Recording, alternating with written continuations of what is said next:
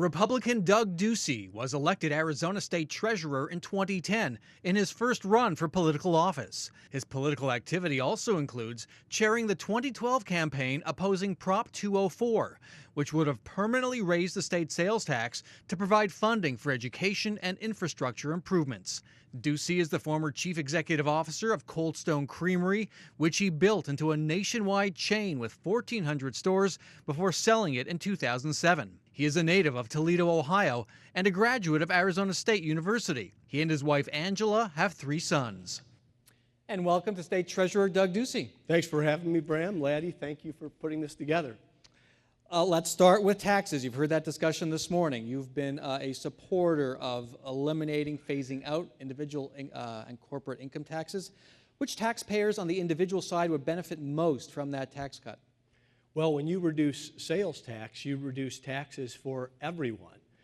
Part of the platform of my campaign has been to begin by lowering the income tax with the goal of eventually driving it all the way down to zero. I've looked at other states, and the theme of my campaign, Bram, is opportunity for all, a good job and a chance to get ahead. I think my personal story of coming from Toledo, Ohio, here in 1982, and that I'm sitting here talking to you about running for governor, has shown that our state has been a land of opportunity. I've looked at other states that do things better than Arizona, and I want to have an economy that booms. I want to have job creation, and I want to have the ability that we invest in what's needed and necessary. But the sales tax going down benefits every citizen. Sorry to correct you, the income tax? No, well, Prop 204 was lowering the sales tax.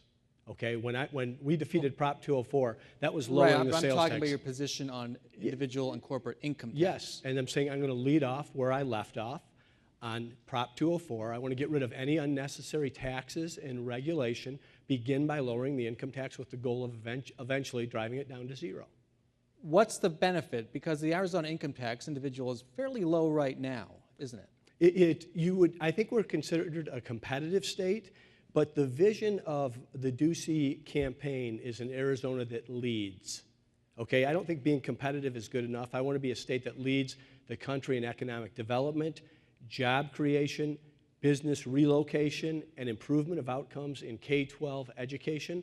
When you look at states like Texas, states like Florida, states like Tennessee, these are states that have survived the downturn better than we have had more resilient economies, and there's a consistent theme, and none of them have an income tax. It's a better direction in which to go. So I did some research on this, and here's how the tax savings would break down. That was the question we started with. 40% of the saving on the individual income tax would go to the 3% of the households that earn $200,000 or more. 25% to households with incomes of $1 million plus. 9% of the savings will go to the 56% of the households that earn less than $40,000 a year. Bulk of the savings at the high end, not much at the low end.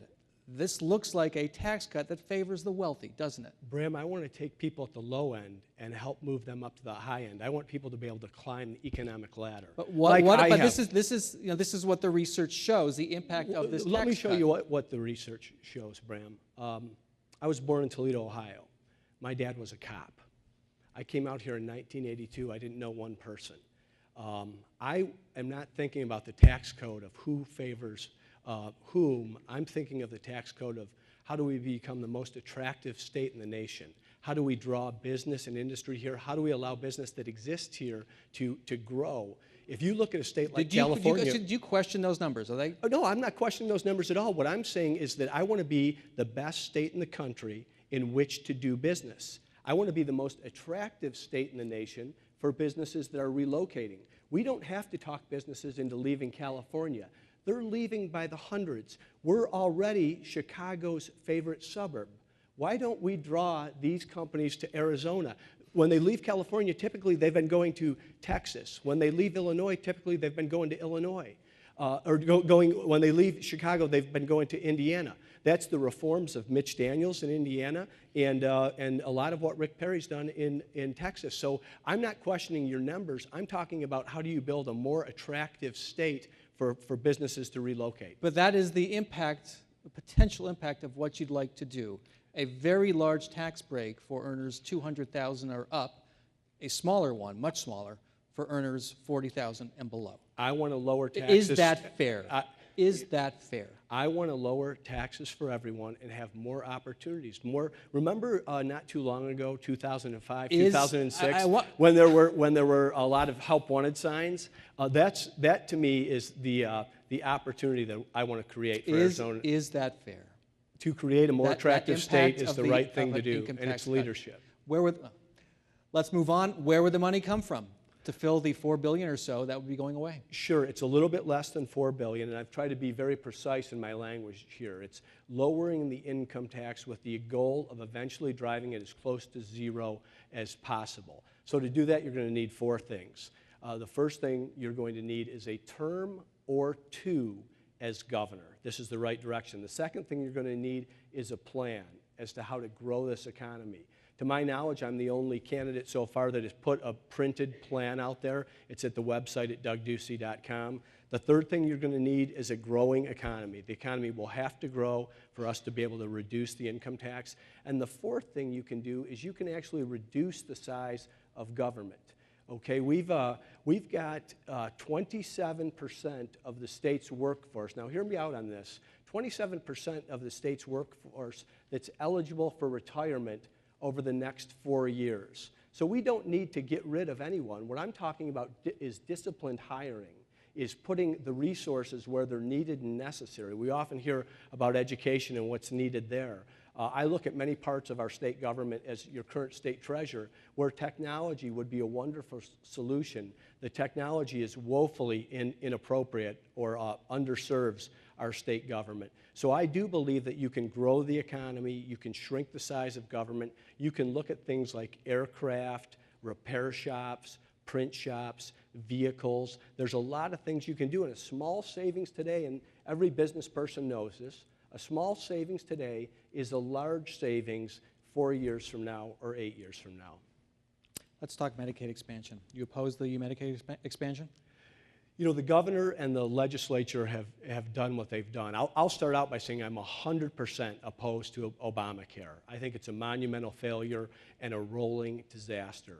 The governor and the legislature have done what they've done. Since they've done it, the facts have changed a little bit. We now know that the government website wouldn't work. We don't know how many people have signed up for. We're talking about the Medicaid expansion. Yes. Do you oppose that? What I said is that I am going to be vigilant over the next 3 years to protect the state budget. I'm being persistent here because now I've heard you say 2 or 3 different things over time about this. Well, As candidate forums, you've said you oppose it. You said to me at the Governors Association when we met, you said you're neutral, but you don't think the math works. And I have a concern with Barack Obama's math in 3 years. So, like I said, the governor and the legislature have done what they've done. My concern with the rush to expansion was the miss of an opportunity to truly reform our Medicaid program. I think Medicaid exists for a reason. It's to take care of the poor, the destitute, and the disabled. What I don't like is a top-down, one-size-fits-all federal entitlement program for the middle class that most doctors don't want to accept. So for that reason, I've spoken out against it, yes. Okay, so will you live with it, though, as governor? Over the next 3 years, yes. I'll be vigilant to control our budget. The federal government has given us a guarantee for the next 3 years. And what I've said oftentimes is, remember what Ronald Reagan said about getting in bed with the federal government. Sometimes you get a little something more than just a good night's sleep. I'm concerned with what happens 3 years from now, and I think that'll be the opportunity to truly reform that Medicaid program, and we'll also know what Obamacare is at that time. All right. Let's get to a question from our AZGov hashtag. Business attraction is important. What will you do to retain and grow current Arizona employers? Sure. So I think when you talk about becoming an attractive state, and drawing companies here. Part of that is our perception and our branding, and I think I have a specific skill set that I've demonstrated in my past life in doing that. But to be the best environment in the nation in which to do business, that's about low and fair taxes. That's about predictability and consistency. That's about light regulation. That's about low liability and litigation to the small business owner, and the taxpayer. So I want us to measure independently in each of those categories, and I want us to improve in each of those categories. As someone who built a company here and is proud of it, I think the statistics are that we have fewer public companies in the state of Arizona today than we did 10 years ago.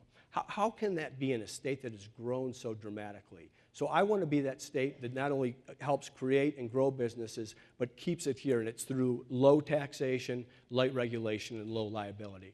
Earlier I mentioned that Gallup poll showing 1 in 5 Arizonans plan to leave the state. 40% said they would if they could. One little interesting side note, as you broke down the numbers, no one in the survey said they were leaving because of high taxes or because of the cost of living. Again, is taxes really an issue? Well, I think the attractiveness of the state, if you look at the state in its totality, what I would say, Bram, is why have so many companies left Arizona, or more specifically, why have so many companies left California and not considered Arizona? Why have so many companies left Illinois and not considered Arizona? I think that idea of us becoming the most attractive state to live, work, play, recreate, retire, visit, and get an education. So I'm not looking specifically to that tax code and who gets what. I think this election is about more than that. It's about who we are as a state and what we're going to be. And if you can have growth and prosperity and opportunity along with improvements in K-12 education, then you've got a state that's going to grow over the long term, and this is the vision of Doug Ducey's campaign. Okay. You mentioned branding a second ago. As you well know, during the early spring and late winter, we were branded by SB 1062 nationwide. News trucks were outside the Capitol for days. It was a pretty rough time for our state. One of your top supporters is Kathy Herod. She wrote that legislation. Explain to us why you, would you support her if she did it again? Well, I'm in the business of building coalitions. I was one of the first to come out and say that I would veto SB 1072. I think that's the test of leadership, is to build a coalition, and I've got a broad coalition. I think one of the attributes of my campaign is I built the broadest coalition from Senator John Kyle to Leah Marquez Peterson in Tucson, to former Governor Fife Symington, to business legend Jerry Colangelo, to most recently Governor Scott Walker of Wisconsin, one of the most successful reform governors in the country. So, I spoke out on what I would do on that, but I think You also said you'd bring people to the table to discuss it. Yes, I would. Afterward. That's part of my leadership style. As if there were an opening to still talk about it. Well, I think the idea of bringing people to the table, discussing issues, hearing both sides is part of how I've always made decisions in the private sector. I think some of the things that have happened in our state over the last several years are avoidable. And I think the way I've presented myself in the private sector, the way I've rolled out the brand Cold Stone Creamery, and the way I've communicated during this campaign while growing a broad coalition, I think many of these issues I'm talking about, the economy, education, these are not partisan issues. These are issues that should have broad support, and I've tried to build that coalition, and I will bring both sides to the table. I don't look at this, let's talk about education for a second. I don't look at this as a charter versus K-12 education debate. I look at it as for both of them. These are all our kids. These are all our teachers, and I want to see them have excellent options, and I want to see better outcomes inside the classroom. Let's stick with education. I think we'll finish with that and then get to your 45-second closing statement. What would you do as governor to ramp up the expansion of charters or private school scholarships in Arizona? Well, I would.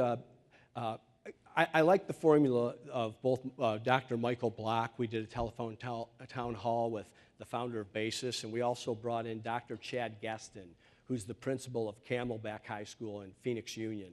And they both had the same formula to a certain degree of high expectations for our kids, good teachers, committed principals, and some type of an assessment. But the one thing that we're not talking about are our funding formulas. Our funding formulas were written in the early 80s, and we have about $9 billion, give or take, washing through this education system to educate just over 1 million children. So I would like to see us to have some flexibility. I like to see us fund the wait list. We have a 9,000 kid wait list at the Great Heart Academy. What does that mean? I've seen that on your website. Fund the wait list. Meaning, I'm somebody who believes in the market, and I believe that parents make better decisions for their kids than bureaucrats. So when there's a 9,000 kid wait list at Great Hearts, or a 2,000 kid list at Basis, mom and dad had said, I want my child to go to that school, but that school can't expand quickly enough. So I think that you can look at flexibility in these funding formulas so that we can fund and resource what works and stop funding the stuff that isn't working. Okay, got to wrap it there. You now have 45 seconds to speak. Thank you, Bram, and I want to say thank you to everyone for being here. Thank you to Laddie for putting this on. My name is Doug Ducey. I do want to be your next governor. My vision for Arizona is an Arizona that leads the nation. Economic development, job creation, business relocation, and outcomes in K-12 education.